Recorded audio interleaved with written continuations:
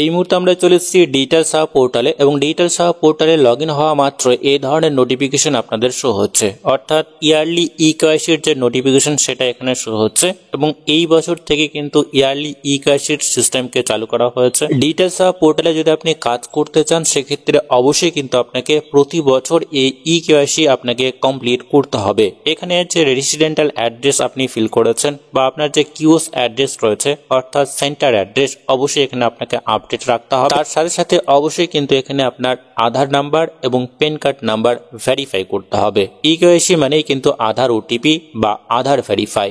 অবশ্যই আধার registered mobile নাম্বারে আপনাকে অবশ্যই ওটিপি ভেরিফাই করতে হবে, অথবা আপনি চাইলে কিন্তু বায়োমেট্রিকের মাধ্যমে এই ইকেওয়াইসির প্রসেসটি কমপ্লিট করতে পারবেন। তো চলুন বন্ধুরা, ইন্টারেস্টিং ভিডিওটি শুরু করা যাক। ডিজিটাল সাহা পোর্টালে আসা মাত্র এই ধরনের নোটিফিকেশন এখানে শো হবে।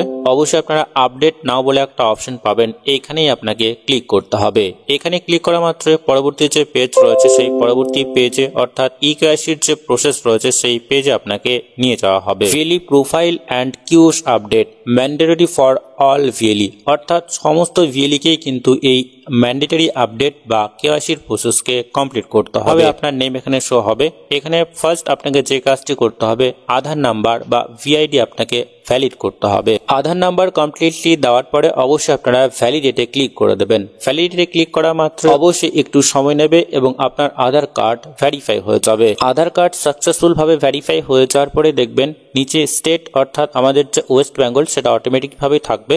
এখানে অবশ্যই আপনাকে ডিস্ট্রিক্টটাকে বেছে নিতে হবে, অর্থাৎ এখানে আপনার যে রেসিডেন্টাল অ্যাড্রেস রয়েছে সেই ডিস্ট্রিক্ট এবং আপনার কিওস বা সেন্টারের যে ডিস্ট্রিক্ট সেটা অবশ্যই সেম হতে হবে। এইটুকুটা করার পরে আমরা আমাদের যে অ্যাসেম্বলি রয়েছে সেইটাকে এখান থেকে আমরা বেছে নেব। অ্যাসেম্বলি বেছে নেওয়ার পরে পিনকোড দিতে হবে। আপনার যে রেসিডেন্টাল অ্যাড্রেস সেটা সম্পূর্ণ সঠিকভাবে আপনাকে এখানে ফিল করতে হবে। এইটুকুটা করার পরে অবশ্যই আপনারা একটু নিচের দিকে চলে আসবেন। নিচের দিকে আসা মাত্র এখানে কিওস যে অ্যাড্রেস রয়েছে সেইটা আপনাকে ফিল করতে হবে। কিওস যে নেম রয়েছে সেটা অটোমেটিক ভাবে থাকবে। এখানে আপনি চাইলে আপনার কিউএস নেমকেও এখানে চেঞ্জ করতে পারেন। আপনি আপনার কিউএস নেম বা ইউনিক একটি নেম রাখতে পারেন। দেন এখানে ওনারশিপটাকে আপনাকে চুজ করতে হবে। এখানে লোকেশন টাইপটাকে এখান থেকে আপনাকে দিতে হবে রুরাল বা আরবান। রুরাল বা আরবান দেওয়ার পরে অবশ্যই আপনারা একটু নিচের দিকে চলে আসবেন।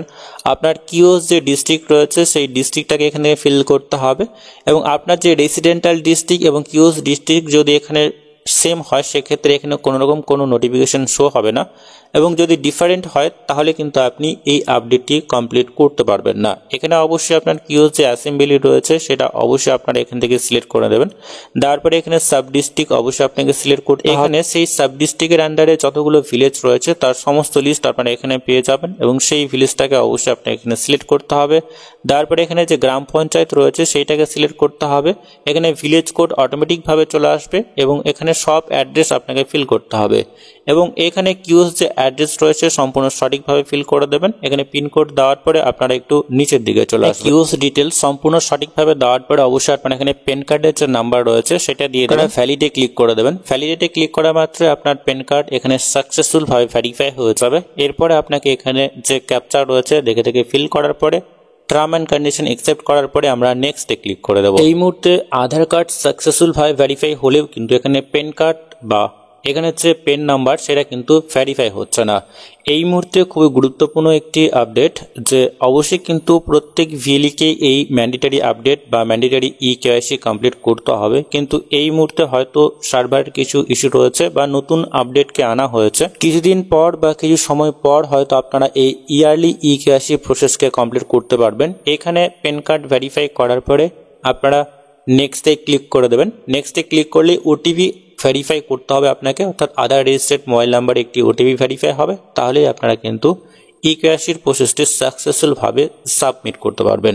তো বন্ধুরা, আজকের এই ভিডিওর মাধ্যমে এইটুকুই। পরবর্তী বা নতুন আপডেট যদি আসে অবশ্যই আমরা আপনাদেরকে জানিয়ে দেবো। তো ততক্ষণে বন্ধুরা প্রত্যেকেই সুস্থ এবং ভালো থাকবেন।